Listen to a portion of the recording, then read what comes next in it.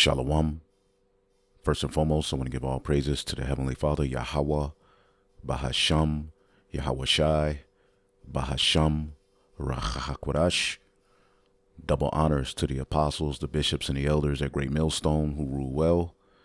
Peace and salutations, as always, to the elect. And I wanted to go into Revelation, the 17th chapter, which deals, with history and prophecies that will lead to the doom of Babylon the Great, as the day of doom is upon us, and the end of Esau's world, is right around the corner, which what precedes that is the kingdom, of Jacob, right after the fall of Esau's world, pursuant to Daniel the 7th chapter, is the kingdom of heaven, ushered in, through the Son of the Most High, who the world ignorantly calls Jesus Christ. You see, so I wanted to get into this chapter, and may you brothers and sisters be edified, which there are breakdowns, our apostles and elders in particular, brothers have done, but through the Spirit, I wanted to go into it as well. And may you brothers and sisters be edified, because that is the reason we are doing these lessons, to give you the understanding so that you can be rooted, in the knowledge, wisdom, and understanding, by hearing the new song. Revelation 17:1, and there came one of the 7 angels. Now remember, John, the revelator, the last disciple who directly walked with Yahweh Shai to be alive, is on the Isle of Patmos receiving these visions, from the Most High through Yahweh Shai, through angels sent to him to open his understanding and give him particular visions. And remember, John, the Apostle John was the, sort of like the best friend of Yahweh Shai. So it would make sense that he was the one, who would receive these visions, as the other disciples had been put to death. He was alive to receive these visions, and this book is very important to us, as it foretells the coming of the MOTB and the end of the beast system that we live in, headed by Babylon and Great America. So it says, and there came one of the 7 angels which had the 7 vials, and talked with me, saying unto me, Come hither, and I will show thee the judgment of the great whore that sitteth upon many waters. And the great whore that sitteth upon many waters is Babylon the Great. And the waters, as we'll show you when you continue reading down, represent the people sitting upon many waters, as it says in the book of, Ezekiel, the 28th chapter. It symbolizes ruling the people. You see, it symbolizing having control, over resources, trade. And that's what, Babylon the Great was able to do, along with adding NATO and the EU. Now, this is the book of Ezekiel 28:2. It says, Son of man, say unto the prince of Tyrus, which now this speaks to Esau, Edom. The prince of Tyrus had, waxed rich through the ability to trade. They were on the, right by the water, so he was able to, amass many riches unto himself through trade and through having control and through ruling over the people, and he waxed proud. But as you continue reading this vision, you can see clearly it's speaking to Esau, Edom as well. Son of man, saying to the prince of Tyrus, Thus saith the Lord God, because thine heart is lifted up, and thou hast said, I am a God. I sit in the seat of God in the midst of the seas. The midst of the seas represent the people. Yet thou art a man and not God, even though thou set thine heart as the heart of the Most High God. And as you keep reading, it says, thou art wiser than Daniel. He's able to use, his witchcraft on the left-hand side, to predict, the future, to interpret things. He's able to, with his technology, surveil the earth, tracking people. Nothing can be hid from him. This is what the Heavenly Father all right, has given this devil power to do with this beast system, and with thy wisdom thou, all right, and with thine understanding, which is left-handed wisdom and understanding, okay, thou hast gotten thee riches and hast gotten gold and silver into thy treasures by thy great wisdom and by thy trafficking, humans, trafficking, animals, trafficking resources all throughout the planet Earth, as the book of Revelation, the 18th chapter, gives the outline.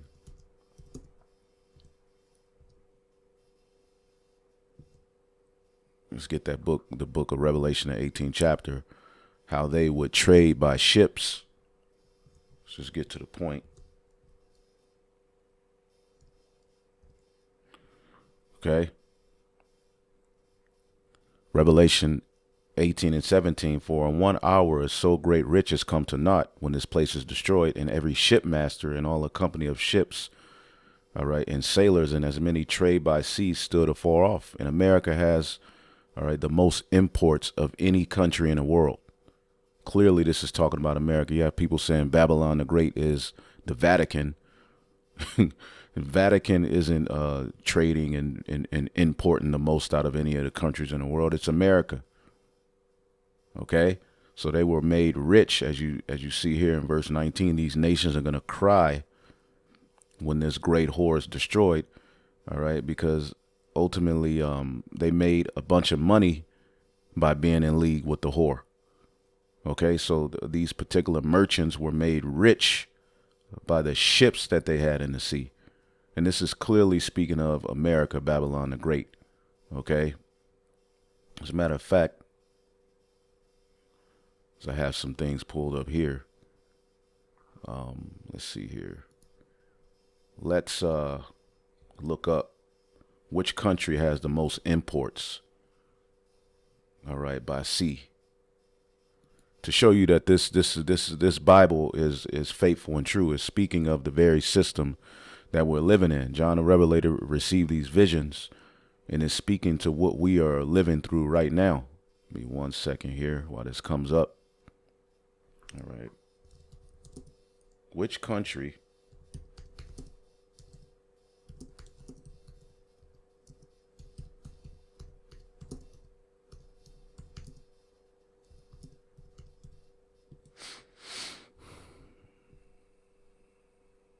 let's see here. The United States. All right, importers. Which country has the most imports?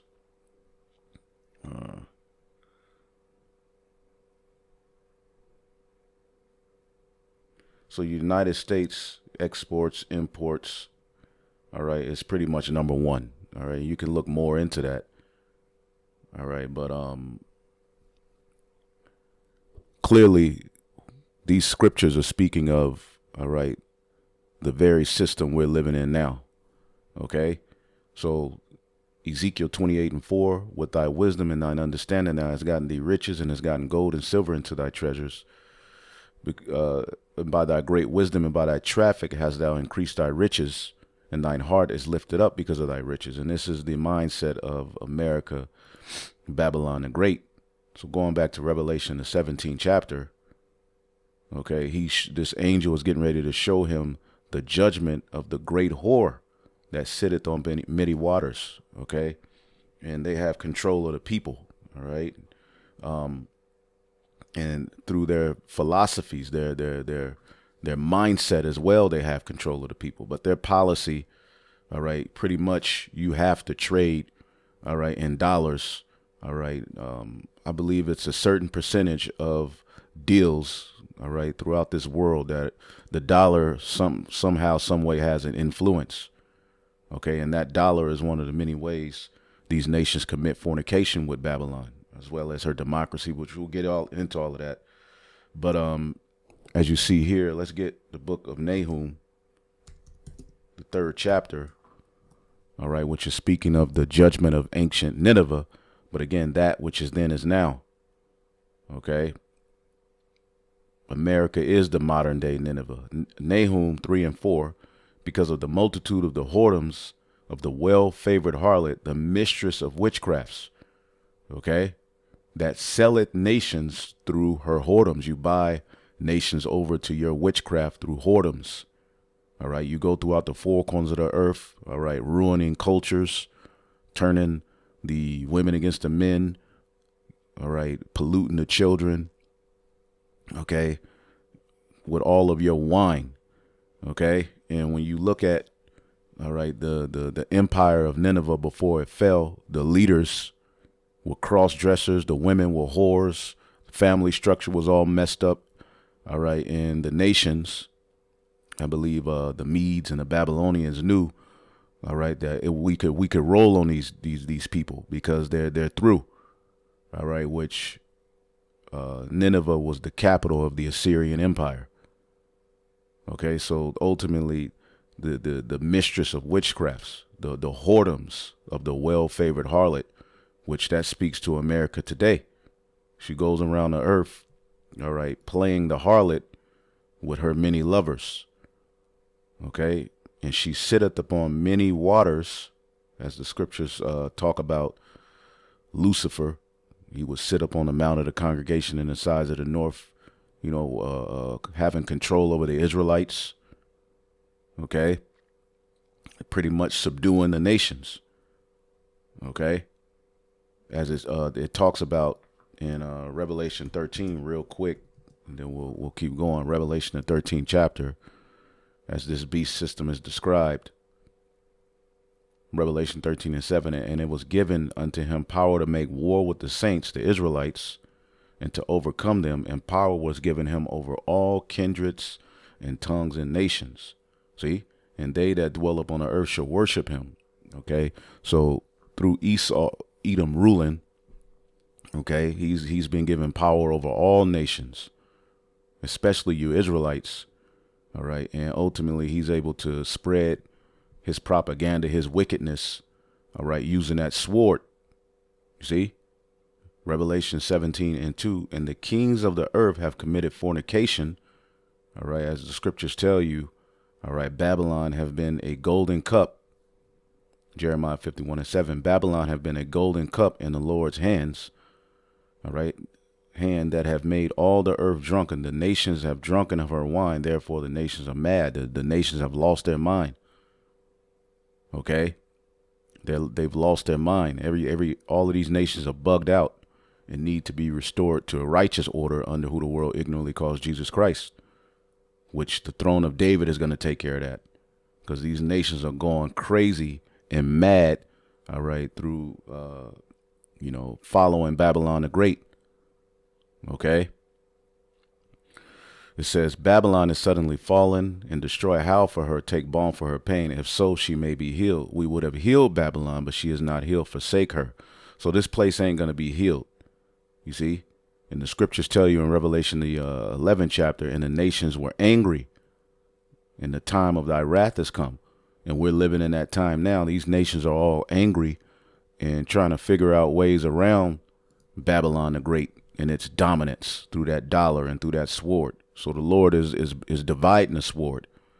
He's setting up nations, all right, that are looking for ways to operate outside of the dollar, because one of the main ways these nations committed fornication with, Babylon is, by taking on that dollar. Okay. Aiding them in the destruction of the Israelites, taking on their democracy. Okay.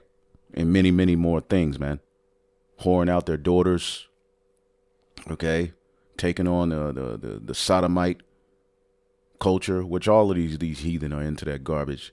But at the forefront of the rebellion is Babylon the Great, okay. Revelation 17:2, and who the kings of the earth have committed fornication, and the inhabitants of the earth have been made drunk with the wine of her fornication, okay. And the scriptures talks about, woe to him that putteth this bottle on his neighbor, all right, that he may be drunk, so they may look on the nakedness, man. And ultimately, they've been able to go through the four corners of the earth, okay, and all of these nations are drunk because of the great power and how beautiful she is, all right. They took her on for being this wholesome woman. Now they're finding out, all right, that she's a whore. Okay? And they're tired of her. Revelation 17:3.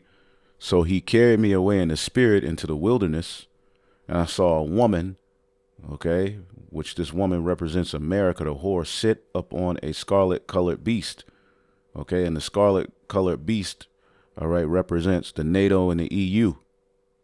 Okay, and it's scarlet colored because scarlet is a derivative of red.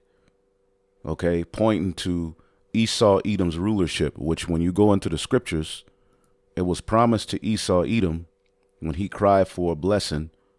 All right, Revelation 27:39. And Isaac his father answered him and said, behold, thy dwelling shall be the fatness of the earth, meaning you would have, all right, the control of the earth's resources. All right, the scriptures say the king is served by the field. The things that are in the earth are what make a king rich, right? And also human beings, slaves, human resources, as the scriptures say. All right, a ruler without servants, all right, is nothing. Okay, so they have control over the resources. They have control over the human beings. All right, which the number one resource is human resources, right? So their dwelling would be the fatness of the earth. This was a blessing given unto to Esau Edom in a dew of heaven from above, and by thy sword shalt thou live. See, and thou shalt serve thy brother, and they served us under David, and they're going to serve us forever under Yahweh Shai. They served us under David and Solomon. All right, but they were able to break, all right, from under that dominion. You know, at the time of Solomon, you read about the Edomites. All right, you know, at the time of David, Solomon, you read about the Edomites, you know, uprooting themselves from under Solomon's authority. That was the first enemy the Lord sent, all right, to cause friction after Solomon went off. Okay, I believe that's in 1 Kings, the 11th chapter. Okay, so he was able to break his yoke, all right, and then again, after the Dark Ages, all right, after the Western Roman Empire, all right, fell, all right, through the Renaissance, they were able to ultimately reestablish that Roman dominance, that Greco-Roman dominance in the earth. So Esau's blessing would be this beast system, all right? And we remember Esau is red, okay? And scarlet, all you have to do is look it up.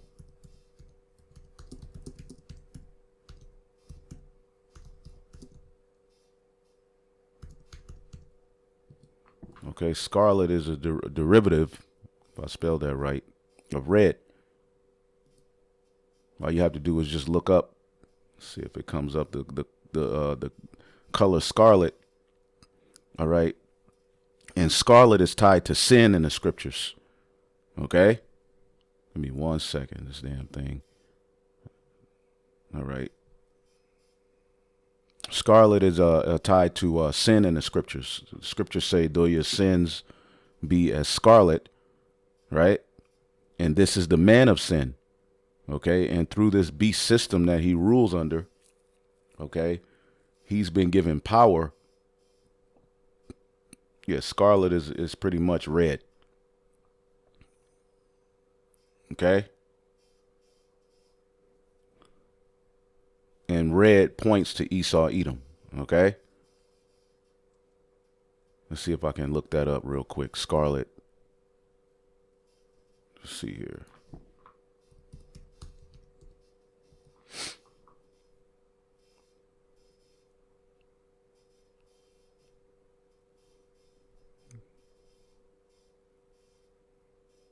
Yep. Which in color psychology, red represents danger. All right. Esau Edom represents danger. Isaiah 1:18, come now, let us reason together, saith the Lord, though your sins be as scarlet.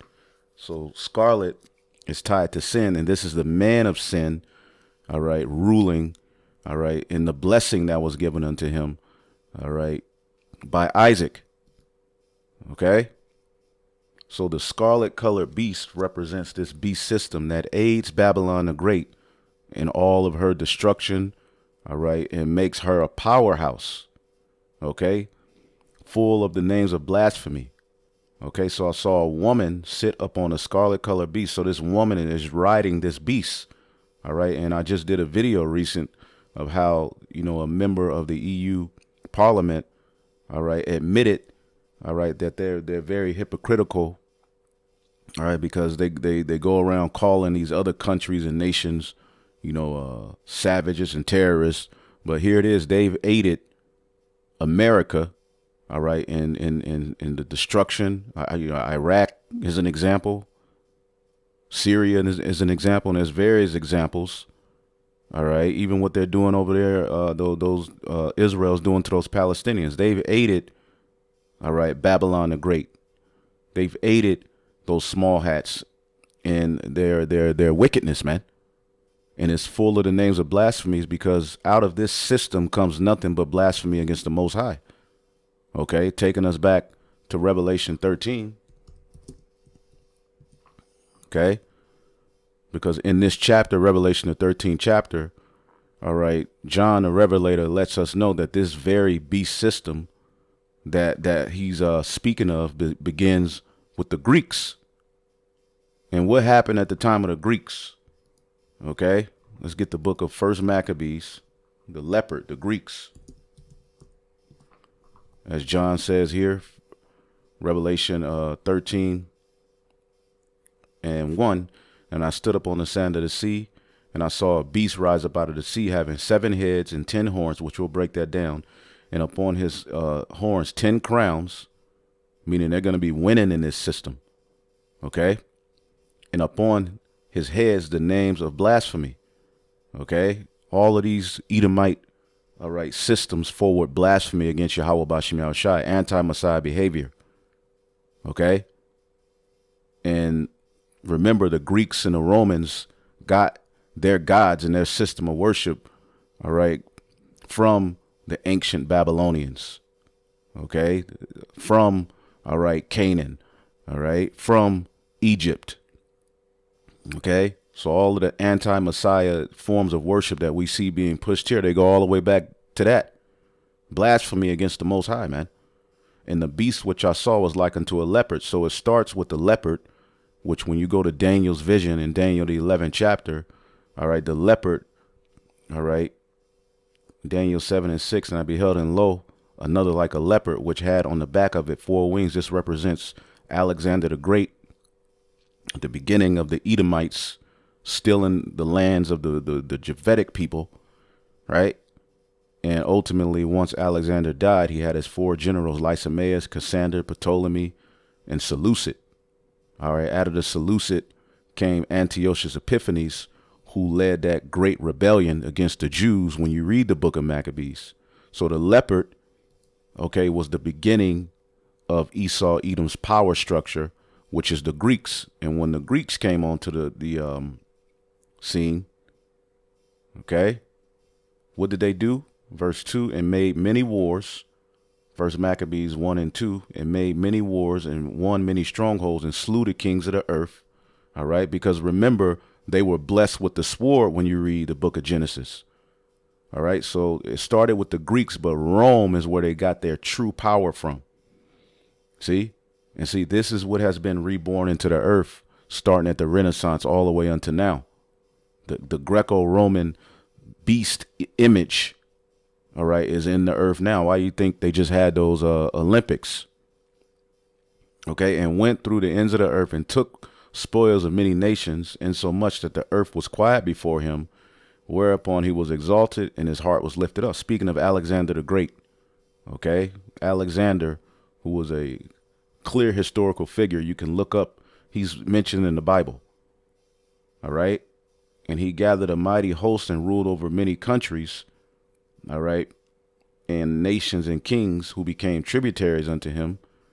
All right, they paid tribute. They became vassals, right? And after these things, he fell sick and he died. And when he called his servants, such as were honorable, all right, and brought up with him, that's Lysimaeus, Cassander, Ptolemy, Seleucid. All right, so when he died, all of his servants bare rule, all right, but they warred with one another. And after his death, they all put crowns on themselves, so did their sons after them many years, and evils were multiplied in the earth. Evils were multiplied in the earth through Esau's system. See? This is why when you get Revelation 6, Revelation, the 6th chapter, the red horse, in verse 4, and there went out another horse that was red, and power was given unto him, all right, that sat thereon to take peace from the earth, and that they should kill one another, and there was given unto him a great sword. All right. So again, all right, when we're reading this, this is speaking of Esau's system. All right. Now the 7 heads. All right. Let's read it again. So he carried me away, Revelation 17:3. So he carried me away in the spirit in the wilderness, and I saw a woman sit up on a scarlet colored beast, having the full names of blasphemy. All right. That's what they're about. Their image is blasphemy, the image of the beast. All right. This NWO, New World Order, is all blasphemy against Yahweh Bashim Yahushai. Having 7 heads, which is what? It starts with the Greeks. All right. The Romans. All right. Germanium Major, Germanium Minor. Okay. The Spanish, the French, and the British, which these would be, all right, the major hubs of government, all right, that the beast, all right, will be able to have within this beast system. All right, that's the 7 heads. All right, and of the 7 heads, when we read in Revelation, the 13th chapter, okay, the beast which I saw, verse 2, was like unto a leopard, because it started with the Greeks. All right, and the feet of it were as the feet of a bear. It ends with Russia. All right. But as you see here, it says, in his mouth was as the mouth of a lion, all right, which will show you the British, all right. And the dragon gave him his power and his seat and great authority. So the dragon, which represents Rome, which, all right, when you read the chapter prior, Rome is known as the great red dragon. All right, so this all leads and speaks to Esau, Edom. Okay, they are the ones who control this beast system, and the dragon is what gave Esau, Edom, his power, authority, and seat. All right, and this is what has been re-established in the earth here in these latter days. All right, the Renaissance, after the Western Roman Empire fell, the Renaissance marked the revival of this authority and seat of power. You see? And again, this is speaking of the red dragon, all right, which is spoken of in a chapter prior, all right, the red dragon having 7 heads and 10 horns, all right, going into how Herod, who was an Edomite, okay, the Herodian dynasty was fathered by who? Antipater the Idumean, all right, but this prophecy, or it goes into the history of what happened with Yahushai. As he was born, Herod tried to put him to death. Okay, because this male child was going to rule all nations with a rod of iron. So the Roman Empire gave authority to the Herodians, okay, to rule over the region of Judea. They called themselves the King of the Jews, right? But this chapter labels this dragon as a red dragon, all right, and that takes you to Esau, all right? You would have to be able to link these things in the spirit. And this is what these Christians ain't able to do. What you see Christians now trying to go into Revelation, try to go into Second Esdras and things of that sort, and they don't have it. So the 7 heads, we broke that down, in the 10 horns, all right, represent the vassals, all right, of the Roman Empire. All right, now today that's fulfilled, all right, in the EU, but back then, all right, you had the Vandals, the Ostrogoths, the Alemanni, the Franks, the Visigoths, the Burgundians, the Lombards, the Anglo-Saxons, the Suevi, and the Hurili, which ultimately were vassals, which I had it here. All right, vassals, a vassal state, all right, is basically an obligation. The vassal has principal obligations to the Lord. The Lord will be Rome. All right, it was aid or military service. All right, so they aid, all right, Rome for military purposes, for trade purposes. Okay? Using whatever equipment the vassal could obtain by virtue of revenues from fee. He was responsible for answering military calls to service on behalf of the Lord. Okay? So a vassal pledged loyalty to a lord or a monarch. All right? Which, let's see here, or subordinate. All right? What is a subordinate?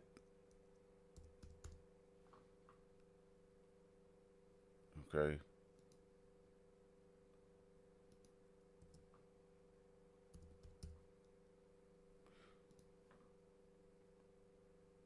All right. A subordinate political power is a type of power that is subject to some external control because there is a higher power that can limit or direct its actions. All right. In international relations, a client state is a country that is economically, politically, and military subordinate to a more powerful state. So the more powerful state was Rome. The more powerful state is America, Babylon, the Great. All right. But the 10 horns, all right, which represent the EU, all right, ultimately, which today, it started as, going back to the EEC, all right,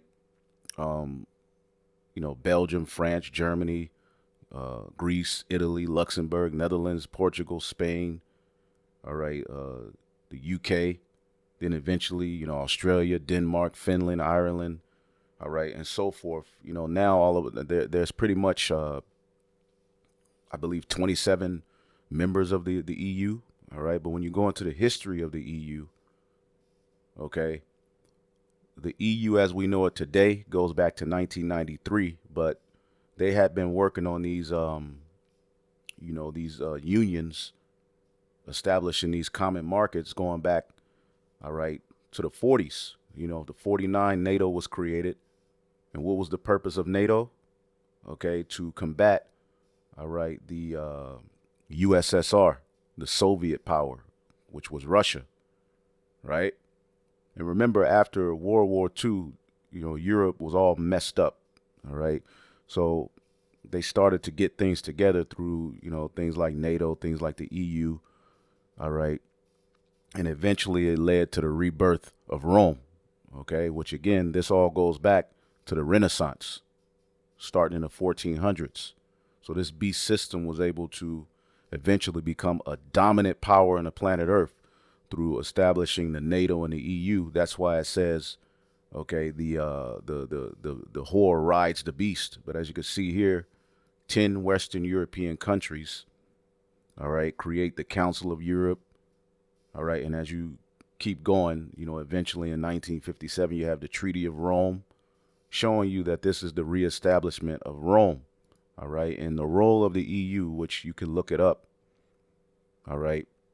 It gives them power and freedom to trade without regulations, all right, and it promotes peace amongst, Europe, okay, and you can look all of these things up, but this is how Esau Edom pretty much controls, all right, the narrative, controls resources, has a military dominant power.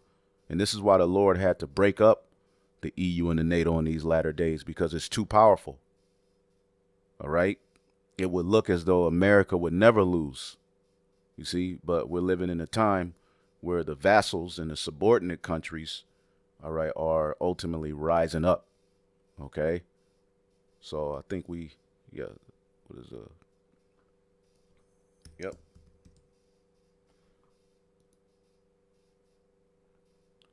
A country that has limited power and is dominated by another. This is why at the, these EU convention meetings, America, especially at the time of Trump, is telling the EU what they need to do.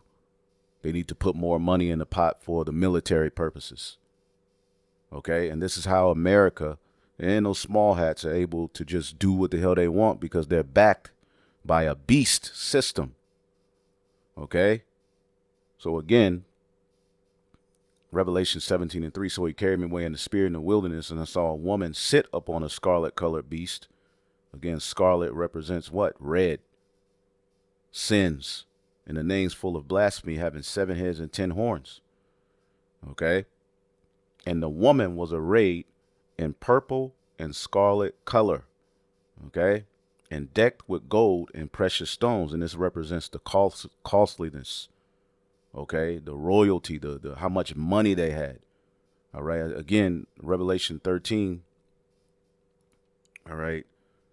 Tells us that they would have so much power and money that they would be able to deceive them that dwell on the earth by the means of the miracles that they had power to do in the sight of the beast. They would be a powerful, dominant, all right, even when you get Revelation, the 18th chapter.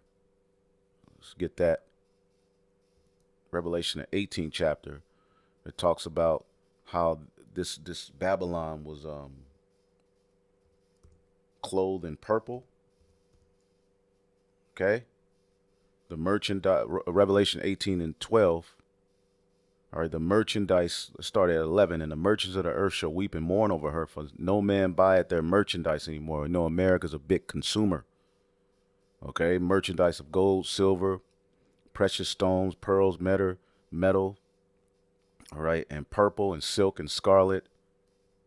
All right, and when this place falls, Revelation 18:16, saying, Alas, alas, that great city that was clothed in fine linen and purple and scarlet, that represents royalty and riches. All right. Remember the rich man. All right. When you get the parable of Lazarus. All right. Boom. Luke 16:19. And there was a certain rich man who was clothed in purple and fine linen and fared sumptuously every day. All right, meaning he was winning. Okay. See what this says in the NLT. There was a certain rich man who was splendidly clothed in purple and fine linen, who lived each day in luxury. All right. And this is the elites who really control this system. Right. So this woman was arrayed in purple and scarlet color.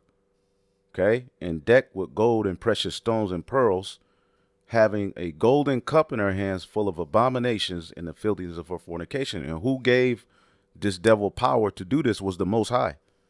Okay. Again, Babylon was a golden cup in Yahweh's hand that made the earth drunken.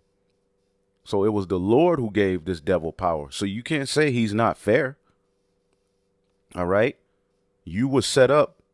All right. As it is written in the book of 1 Thessalonians. Or 2 Thessalonians,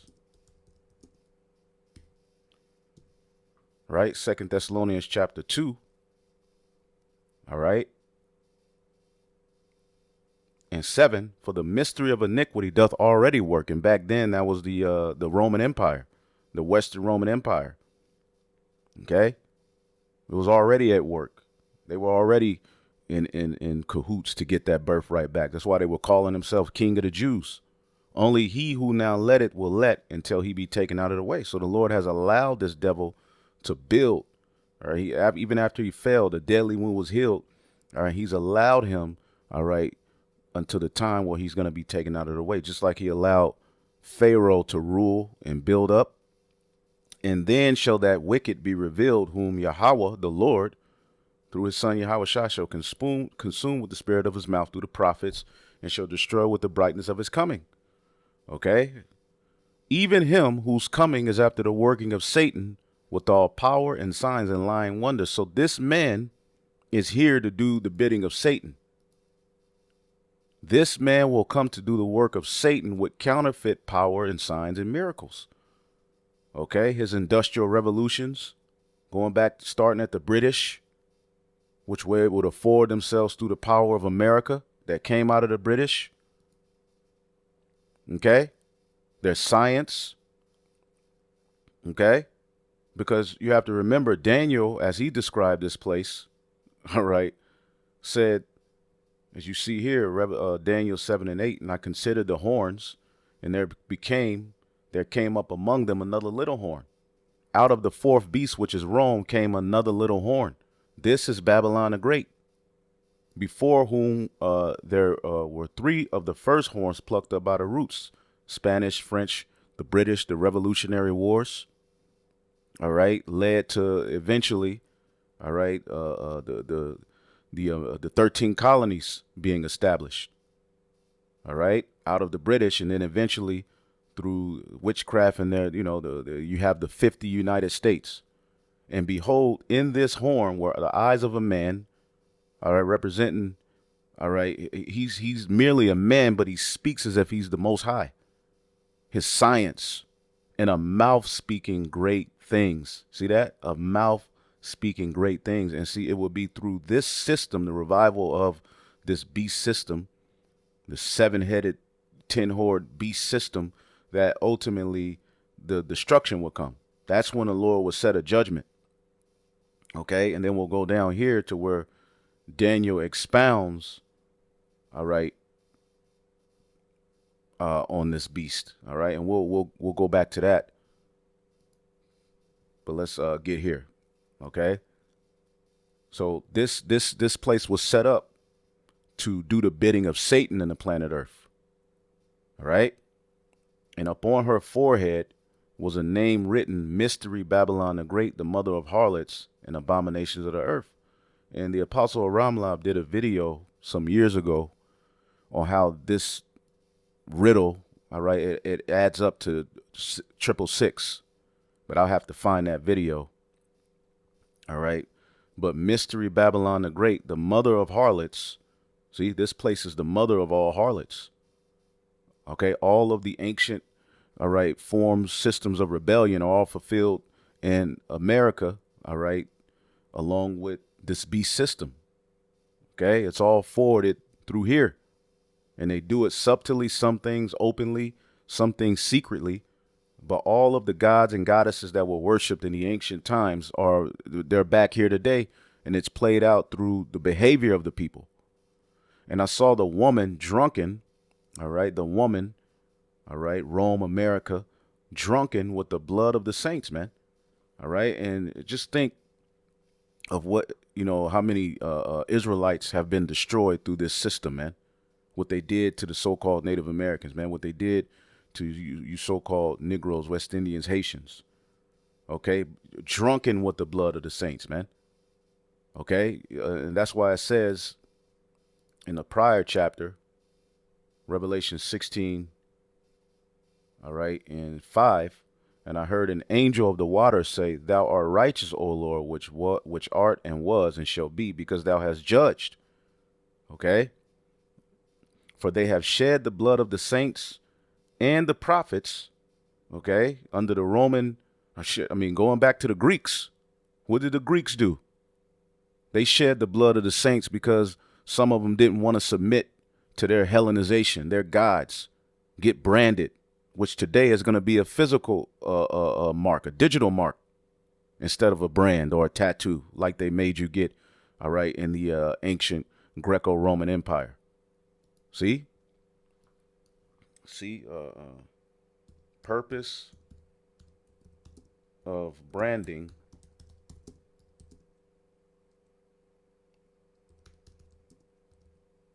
empire, right? In ancient Greece, branding served many purposes, including selling goods, showing quality, distinguishing ownership. See, and you don't think that same system is going to present itself here? Well, they've been able to a degree through your social security number, through birth certificates. So now all of this is that was going on in ancient Greece. All right. Well, look up the Roman Empire. They did branding too. All right. Robbers, runaway slaves were marked by the Romans with letter F. All right. And toilers in the mines, convicts condemned to figure in gladiatorial shows were branded on the forehead for identification. See?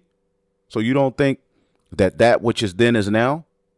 That they don't have a plan to brand you for identification? All right? Because it was a brand or a tattoo in ancient Rome. Okay? Tattoos in Rome, identification, rites of passage. Okay? So what's your rites of passage here? Cultural significance, punishment. Anyway, okay? Anyway, we here. All right? We are in the Greco-Roman beast system all over again. And again, that which is then is now. Okay? So the verse 6, and I saw the woman drunken with the blood of the saints and with the blood of the martyrs of Yahweh Shai. They have to pay for all of that blood they shed. All of the apostles and prophets that were back in the ancient Roman Empire, even particular sisters, all right, and their children who follow Yahweh Shai, they were all slaughtered in the Colosseums by hungry lions, man. See? And this woman is so pretty that when John saw her, all right, when John saw her, he wondered with great admiration. He was like, wow, this bitch is winning. Okay? She is, I mean, this whore is doing it big. So he got sidetracked looking at this great whore, as we do even in everyday life. All right, you're looking at how beautiful a woman is, but really that's the worst woman for you, man. That's why the scriptures say beauty is vain. All right, now there's nothing wrong with a beautiful woman. All right, but a woman, all right, is able to use her beauty, all right, to destroy, get what she wants. You know, have men under, spells. Well, that's why Babylon the Great is likened to a great whore. And it's all symbolism. So John, all right, gets rebuked right here by the angel. And the angel said unto him, all right, wherefore or why did you marvel? See, let's read that in the NLT. Like, what are you marveling about? This bitch gonna be destroyed. Okay. Let's get that here. Why are you so amazed? The angel asked. I will tell you the mystery of this woman and of the beast with 7 heads and 10 horns on which she sits. Okay? So I'm going to tell you the mystery of this woman and the beast that carrieth her, because the beast carries the whore, man. Okay? And through their energy, all right, on the planet Earth, you could be a Satanist, a Buddhist, you can be any goddamn thing. You could lust over bears, all right, and you can, all right, the same sex. You could be a pedo, which pedestry was a big thing in the ancient Roman Empire. Okay.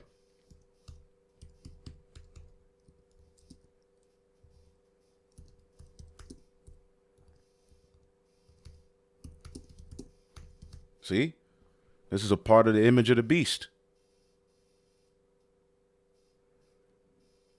All right, a sexual relation between an adult man and a boy. All right, it was socially acknowledged practice in ancient Greece and Rome. See, well, we're seeing that same, all right, image, those same behavior patterns, all right, boasted in this beast system, all right, headed by America, man. Okay, that's a big part of what they got going on. It's a big part of their power. Okay, let's go back. So here, John is saying, I'm gonna tell you the mystery, all right, of the woman and of the beast, all right, that carrieth her, all right, because again, all right, the NATO and the EU carry America, and they're tired of carrying her ass, okay, which have 7 heads and 10 horns, okay. It says, the beast thou sawest was and is not, and shall ascend out of the bottomless pit and go into perdition. You see that? So the beast that thou sawest was, and this is speaking of America, all right, in the vision that he saw, it was, all right, and is not, because ultimately America hadn't come to its fruition yet, which America was the revival of Rome. Rome was in power at this point, all right. So the beast that thou sawest was and is not, and shall ascend out of the bottomless pit, all right. What does ascending out of the bottomless pit represent is the Renaissance period, which ultimately, as we know in Revelation, the 13th chapter, all right, Revelation 13 and 12, and he exercised all the power of the first beast before him, all right, and caused the earth and them that dwell therein to worship the first beast whose deadly wound was healed, all right, and this is what America was able to do, okay. This beast that came up out of the earth that had two horns like a lamb and spake as a dragon, this is the revival of Rome, okay, but it starts at the Renaissance. So he exercises all the power of the first beast before him. And when you look at, all right, American law, all right, it all comes from that Greco-Roman system of rulership, thought process, as we'll show you. That's what the Renaissance did. All right, so he's causing you to worship the first beast whose deadly wound was healed. All right, the deadly wound, all right, that was healed. All right, Revelation 13 and 3, and I saw one of his heads, one of the seven heads, were wounded to death, and his deadly wound was healed. Okay, so the deadly wound represents, all right, the Western Roman Empire falling. When was the deadly wound healed? Through the Renaissance period. And from that point, the world wondered after the beast, meaning after her philosophies. You see what I'm saying? And when we get Revelation 20, it goes into that. Revelation 20 and 1, and I saw an angel come down from heaven having a key of the bottomless pit and a great chain in his hand. Okay, the great chain represented taking down this nation. All right, when you go into a chain, it represents to bind someone. So this angel, all right, was getting ready to take down the Roman Empire, the Western Roman Empire, and the Edomite power structure at that time. And he lay hold on a dragon. It's the same dragon that the whole book of Revelation been talking about, the red dragon, Rome, the Edomites, that old serpent, all right, which is the devil and Satan, and bound him 1,000 years. Okay, and he ultimately, this represents Esau, Edom, all right, for a period of 1,000 years. All right, you can look up how long did the Byzantine Empire last. It's 1,000 years, about 1,100 years, tie into this prophecy. The Western Roman Empire, Esau, Edom, was down and out for a period of 1,000 years, and he was cast into the bottomless pit, all right, chased into the caves. He was a caveman. He was looked down upon, okay, and shut him up and set a seal upon him that he should not deceive the nations anymore till 1,000 years were fulfilled. And after that, he must be loosed a little season.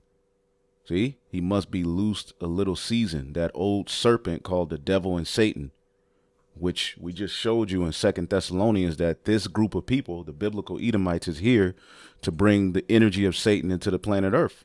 So from 3, all right, you jump to 7, and when 1,000 years are expired, Satan shall be loosed out of his prison, okay, which is going to lead, all right, to World War III. He was loosed out of his prison at the time of the 1400s, which is the Renaissance.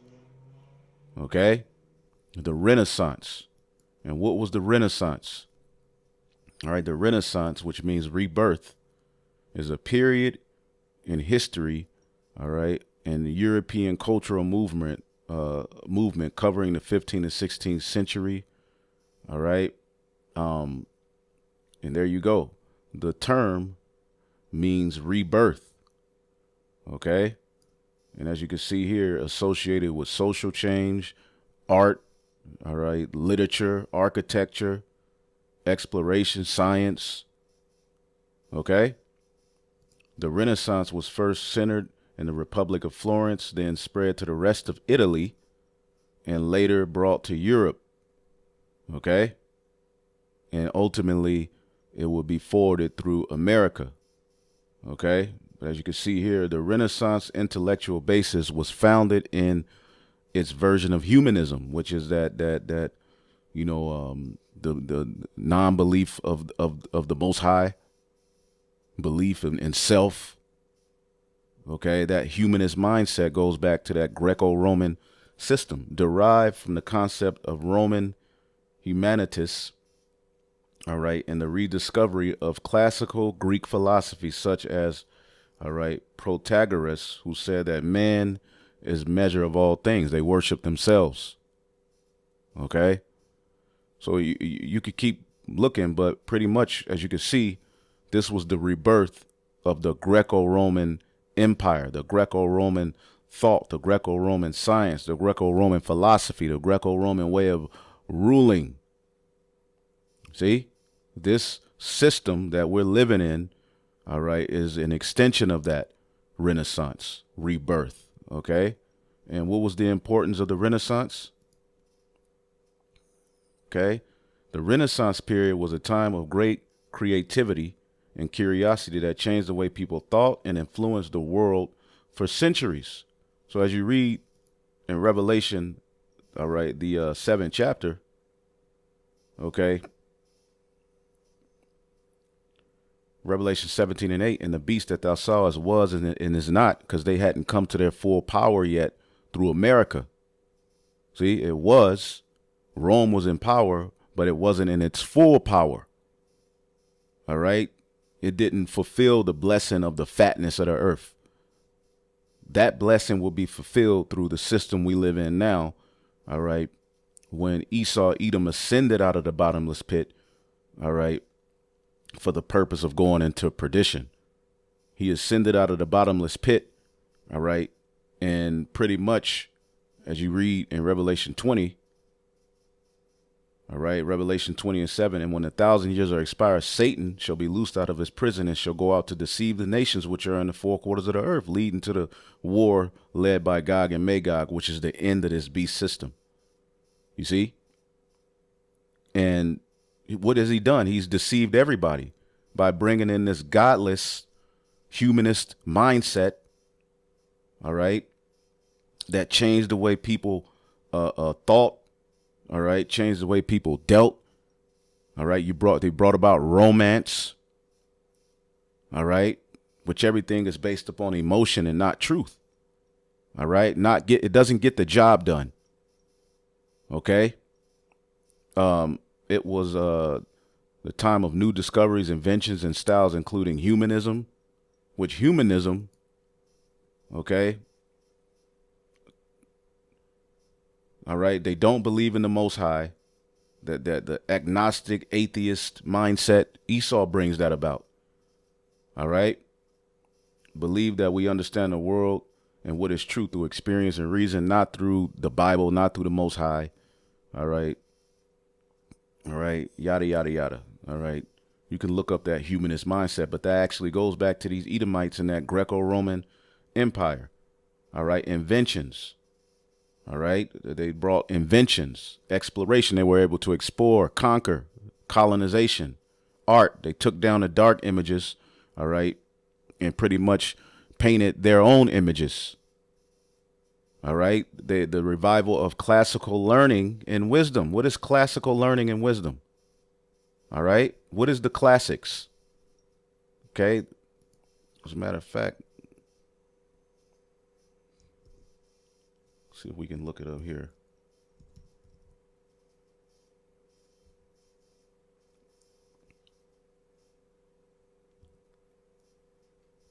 Classics, pretty much, that's going to take you to Rome. Classical antiquity. All right.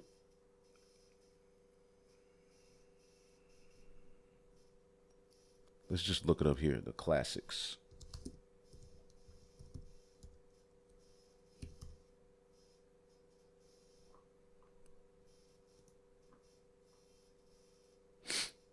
It's the Greco-Roman way of thought, rule, how they deal with sex, the image of the beast. And the image of the beast is speaking through the very system we live in, man. Okay? Classic or classical studies, all right?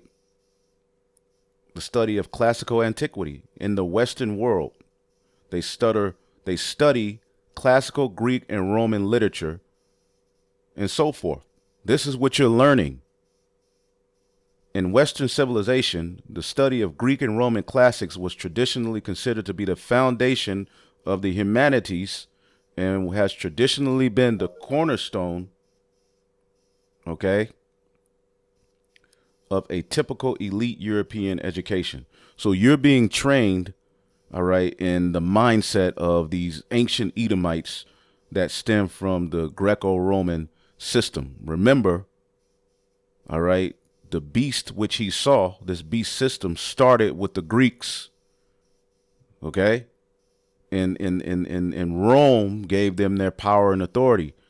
So what the Renaissance was able to do, as the deadly wound was healed, was able to bring back all of that madness, all right, and reestablish it with even more power, all right, which America, all right, along with the NATO and the EU, brought that system back. See? So let's read it again. Revelation 17:8, and the beast thou sawest was and is not, and shall go and shall ascend out of the bottomless pit and go into perdition, because ultimately, as we read in Revelation 20, he will go throughout the four corners of the earth doing all his wickedness, lying, and it would lead to war, and eventually he'd be destroyed. And they that dwell on the earth shall wonder, see, wonder after the beast, those whose names are not written in the book of life, meaning they're going to, all right, be conformed to his image. Okay, 2 Thessalonians says what? 2 Thessalonians 2:9, even him whose coming is after the working of Satan with all power and signs and lying wonders, and with all deceivableness of unrighteousness, anti-Messiah behavior, and them that perish because they receive not the love of the truth, that they might be saved. So they're gonna be, you got a bunch of Israelites and the people in the world. They're gonna follow after this image. They're gonna wonder. Let's look up the word wonder. They're gonna wonder after the image. See, if your name ain't written in the book of life, the Lord is going to allow you to be fully taken by this beast in its ways, in his image, man, and take his mark. Okay. Even if you don't take his mark, the lot of you bow to the image. But if you bow to the image, you're going to get that mark. All right. Thaumazo.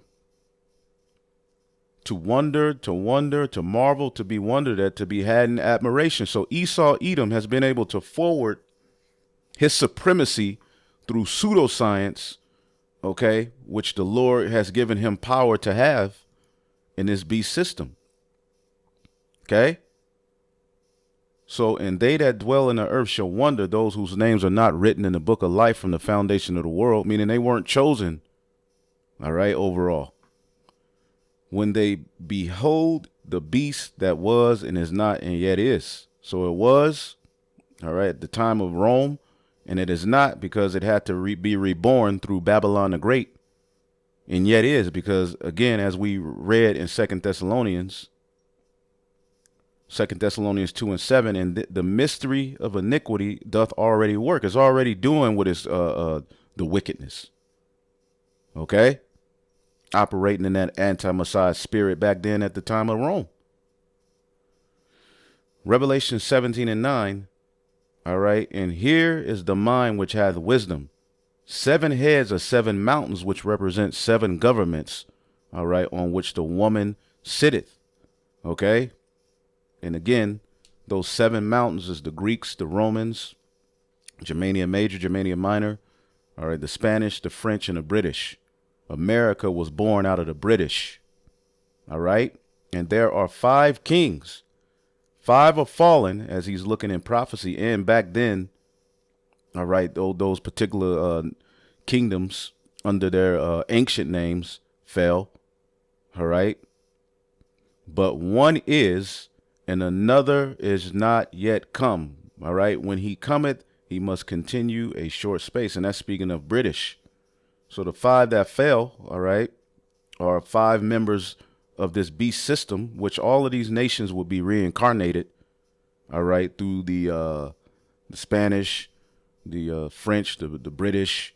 You had Germany, all right, with Hitler and all of them, which led to World War II, you see. And after World War II, all right, you know, all of these different wars between, you know, these different European countries, and eventually they came with all of these treaties, and so say got their shit together, all right, and formulated, all right, you had the Treaty of Rome and all of that, all right, which eventually will lead to the very system we're living in right now. So again, there are 7 kings, 5 are fallen. All right. One is, all right, and is not yet come. All right. And when he cometh, he must continue a short space. That's speaking of the British, which the America came out of the British. And the beast that was and is not America, he is even the eighth and is of the seventh and goeth into perdition. All right. And this is the revival of Rome. All right. He is the eighth because out of the British came America. All right. And before I turn this video on, I was just looking up some research. All right. As you can see here, America is still fundamentally a British colony. Okay. And, you read comments. Let's read a few of these comments.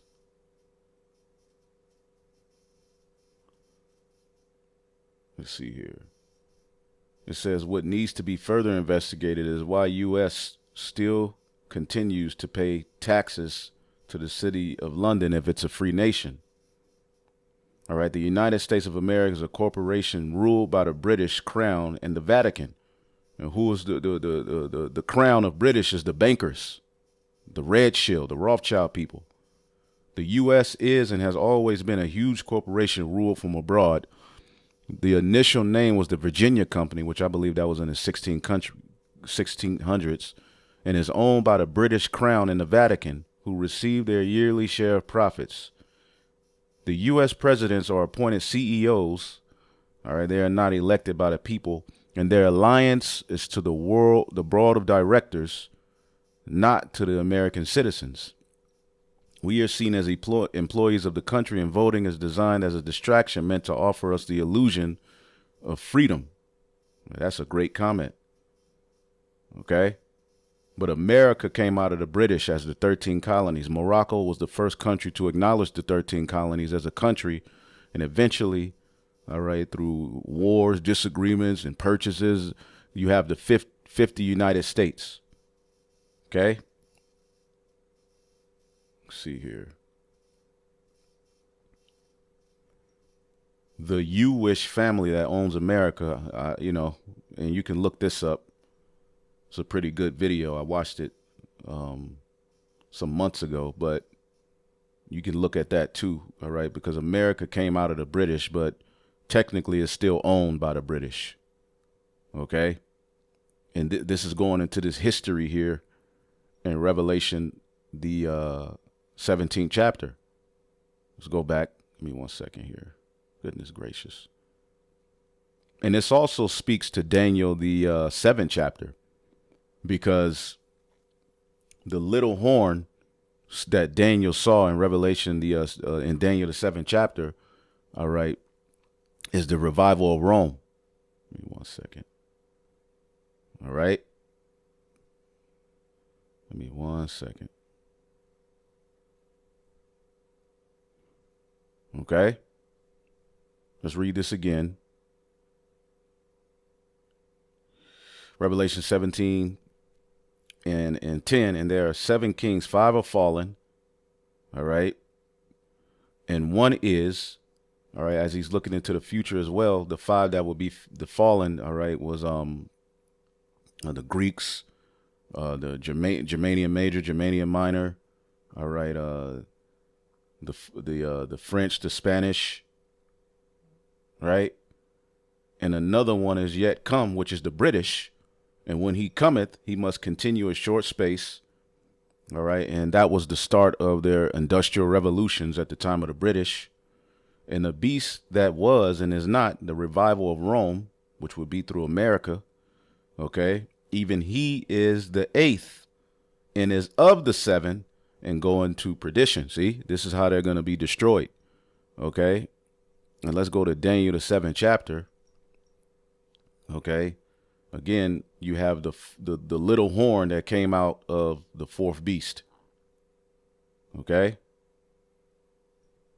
Daniel 7 and 7. And I saw in the night visions, and behold, a 4th beast, dreadful and terrible. This is Rome, and strong exceedingly, and it had great iron teeth, and it brake in pieces.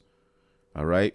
And as he's looking at this 4th beast, Daniel 7 and 8, and I considered the horns, and there came up among them another little horn. This little horn represents America, the revival of Rome, by whom there were three of the first horns plucked up, the Spanish, the French, and the British, by the roots. And behold, in his horn, all right, were the eyes like the eyes of a man, and the mouth speaking great things. His science, okay, his rebellion against the Heavenly Father, because he would defy the Most High. Okay, he basically would set up a system of blasphemy, all right, through that humanist crap, all right, that goes back to that Greco-Roman, all right, system, which was able to be reborn through the Renaissance. America finishes all of that off. But see, as you read, okay, this is where the Lord sets judgment. That's why it says he's going to go into perdition, because ultimately the Most High is going to set his judgment, okay, as you see here, Daniel 7:11, I beheld because of the voice, all right, of the great words which the horn spake, the New World Order, the micro C-hip, being able to, transform humans into gods, okay? No non-binary, no male, no female, a new human. And I beheld till the beast was slain and his body destroyed and given to the burning flame. See? And that's speaking of how they're going to be destroyed through America. See? But as you go to Daniel 7, all right, and let's see here.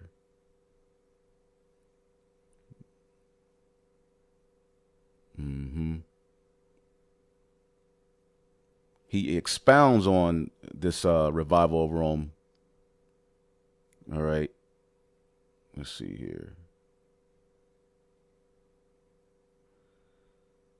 Let's jump to, Daniel 7:21. I beheld the same horn. America made war with the saints and prevailed against them, took down the northern kingdom, all right, enslaved Judah, Benjamin, and Levi, the southern kingdom, right? Put them on slave ships, all of that. Rape, rob, murder.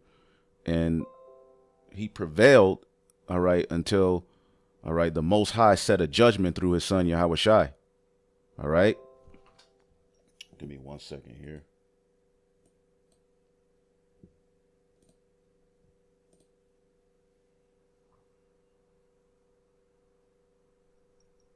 Okay. It says, Salakia. You know how it is. All right. Let's see here.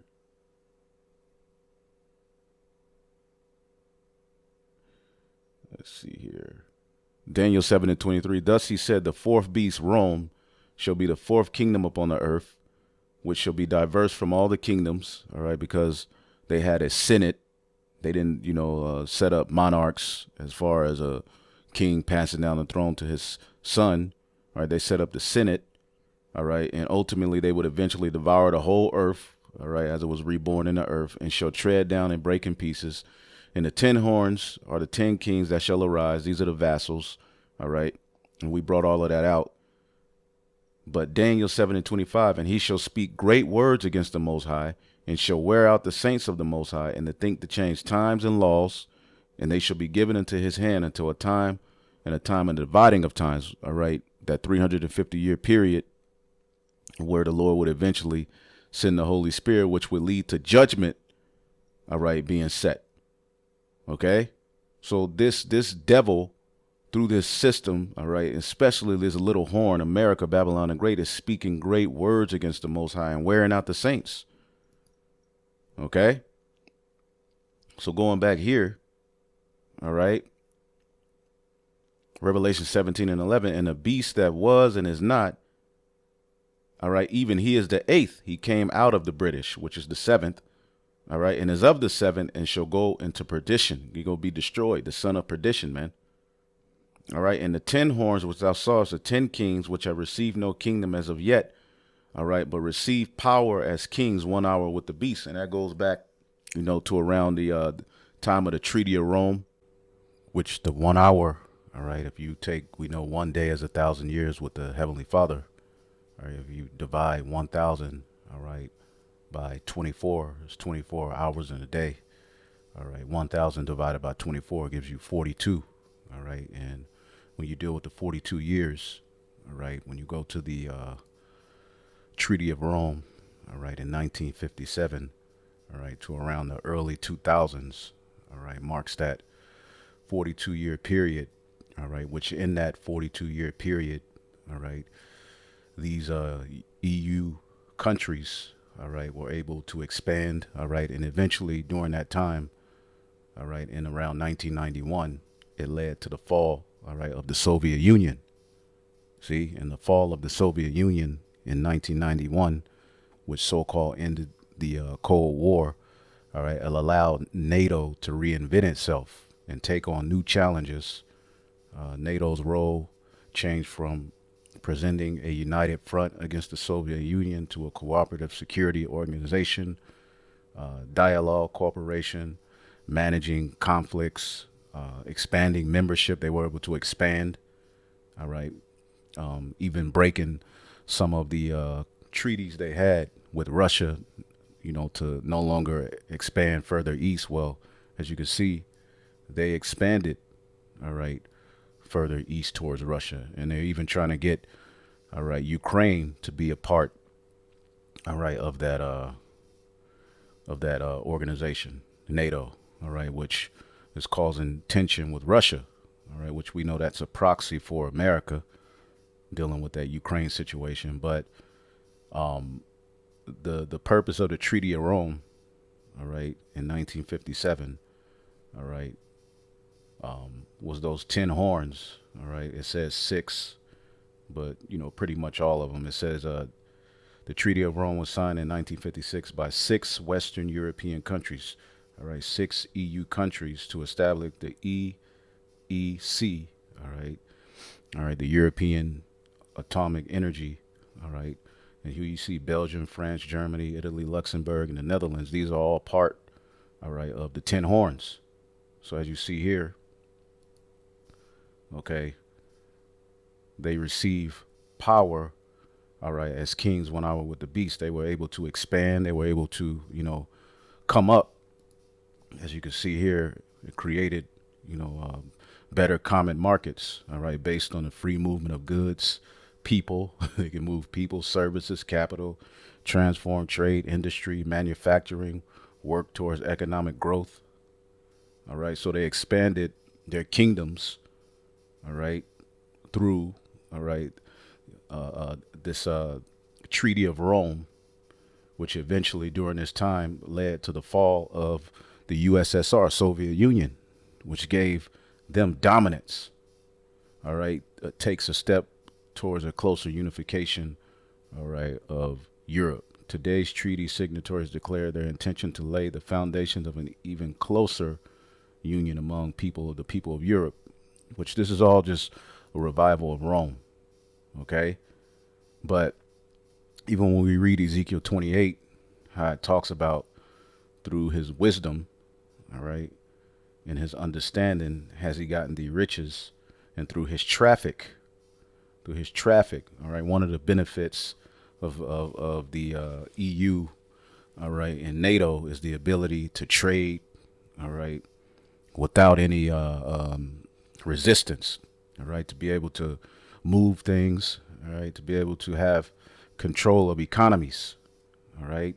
By thy traffic, by thy wisdom, and by thy traffic, thou hast increased thy riches. And a big part of how Babylon is able to sit on a high horse is through riding the beast. The word traffic, all right, I believe rakala, see, rakala, merchandise, traffic, trade, right, and a big part of the Treaty of Rome, the EU, is trade. So again, all right, these 10 horns were able to come up during this time, all right, which now a lot of that is working against them as the Soviet Union has become, Russia is getting back in that spirit, that old Soviet spirit, all right. The Lord has put hooks into their jaws. And when you read Revelation, the 20th chapter, okay, Esau, Edom, under this beast system, their evil doings, which they have power to do, all right, is going to lead to Gog and Magog, All right. Revelation 27. And when 1,000 years are expired, Satan shall be loosed out of his prison and shall go out to deceive the nations which are in the four corners of the earth, the Renaissance, which led all the way to America, Babylon the Great, all right, NATO, EU, all right. They're going to go out and deceive the nations with the power they have, all right, economically destroying these various different nations, making them to depend on them, sending economic hitmen, okay, doing all of this wickedness. And it's going to lead to Gog and Magog gathering these different nations together to come against Babylon the Great, all right, and as well as they're going to come against the land of Israel, okay, which the least of the flock is drawing out these nations right now, okay, as we are looking into this world. We're looking at what's happening, all right. The EU, NATO countries are split over what's going on with Israel, Iran. See? So it's all happening right before our eyes, okay. Going back, Revelation 17 and 13, these have one mind and shall give their power, all right, and strength unto the beast. They have one mind because ultimately they want that one world order, all right. And they've all given, all right, over their militaries and their, financial into this beast system, which really has over the years benefited America, all right. And they're tired of that. Okay. As we're going to show you, as we always go into the beast hating the whore, which Daniel, the second chapter, taps into how at the very end, all right, this very beast system that's been formulated, they're going to start to disagree. And we're seeing that in the earth. All right. Victory of the Lamb. These shall make war with the Lamb. All right. And the Lamb shall overcome them. So when these wars break out, all right, and these nations are fighting each other, and they're going to, when Yahushua returns, America's destroyed by, these different nations that are a part of EU and, Russia and all of that. These nations are going to fight against the second coming of who the world ignorantly calls Jesus Christ. And he's going to overcome them. All right. And that's spoken about here in 2nd Esdras, the 13th chapter, as Esdras is getting the vision, all right, of the return of the Lord. All right. And ultimately, when he comes, verse 5 says, and after this I beheld, and lo, there was gathered together a multitude of men out of number from the four winds of heaven to subdue the man that came out of the sea. All right. So all of these nations, all right, but the main power, is going to be, of course, all right, NATO and the EU. All right. They're going to fight against the second coming of who the world ignorantly calls Jesus Christ. Okay, because America's going to be destroyed. And it tells you in verse 33, verse 32, and the time shall be when these things shall come to pass, and the signs shall happen, which I showed thee before. And then shall my son be declared, who thou saw as a man ascending from the heavens. All right. And when all the people shall hear his voice, all right, every man shall in their own land leave the battle they have against one another. And an innumerable multitude shall be gathered together, as thou sawest them willing to come and overcome him by fighting. See, but he shall stand up on the top of Mount Sion, that chariot, and Sion, which we're going to be beamed up into that chariot, shall come and be showed to all men, being prepared and builded, like as thou sawest the hill graven without hands. And this my son shall rebuke the wicked inventions of those nations, their space force, their charagma, for which their wicked life are fallen into the tempest. All right. And he's going to destroy. He's going to take them down. Okay. Revelation 17 and 14. These shall make war with the Lamb. Okay. All of these different nations, of course, the NATO and the EU. All right. But he shall overcome them, for he is Lord of lords and King of kings, and they that are with him are called and chosen and faithful. The elect being beamed up, the angels that are with him, all right, will get victory over the beast, over his image, over his mark. And he said unto me, the waters which thou sawest where the whore sitteth are people and multitude and nations and tongues, because he's been given power over them. See? And the 10 horns which thou sawest upon the beast shall hate the whore.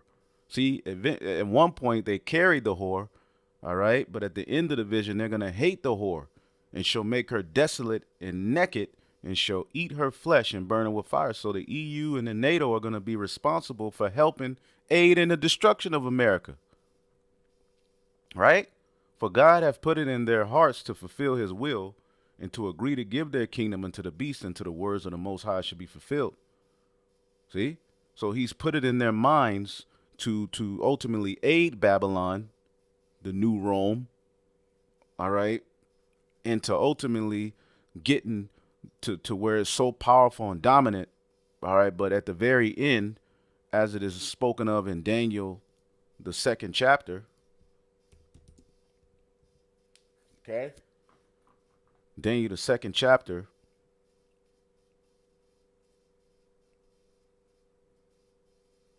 all right, the revival of Rome, Daniel 2:40, and the fourth kingdom shall be as strong as iron, that's Rome, all right, and then you go to the feet and toes, all right, which is ultimately the NATO and the EU. Okay, it's going to be part iron and part potter's clay. So the kingdom is going to be divided. And we're seeing that, all right, in these days. Okay, the EU countries are entirely split over Israel, Iran, and the Houthis. All right, the divided, reshuffled, and politically bruised Europe's leaders head to the NATO summit. So everything that they've binded up after World War II in the form of these, agreements and covenants and treaties and, common markets, it's all breaking up now.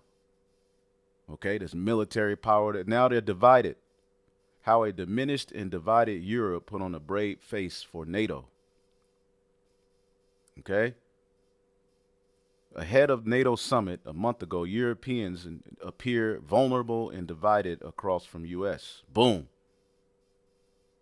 Okay. NATO members are divided on supporting Ukraine. I mean, and the rest is history. Okay. That's why we always go into beast hating the whore. When you see us do those videos, this is what we're going into. Okay. I just did a video, Prophecy Watch, where an EU chief admits the double standards in supporting Babylon and Israel on war crimes. Watch that video if you haven't. It speaks to everything that John the Revelator saw, where the beast, all right, is going to hate the whore. And eventually they're going to help aid, Russia and these various different countries, Iran. They're going to aid, all right, those countries in destroying this place, man. And the woman which thou sawest is that great city which reigneth over the kings of the earth. And Babylon is that great city. Okay. And it's getting ready to go into perdition. Okay. Destruction. That great city is Babylon. All right. The great city divided, Babylon. Standing afar off, Allah's that great city, Babylon. So Babylon is that great city. All right. Revelation 18:21, and an angel, mighty angel, took up a stone like a great millstone, Yahweh Shai, and cast it into the sea, saying, thus with violence of the great Babylon be thrown down, and shall be found no more at all. All right. So this concludes the breakdown of Revelation, the 17th chapter. Hopefully I will edify it on to the next. Shalom.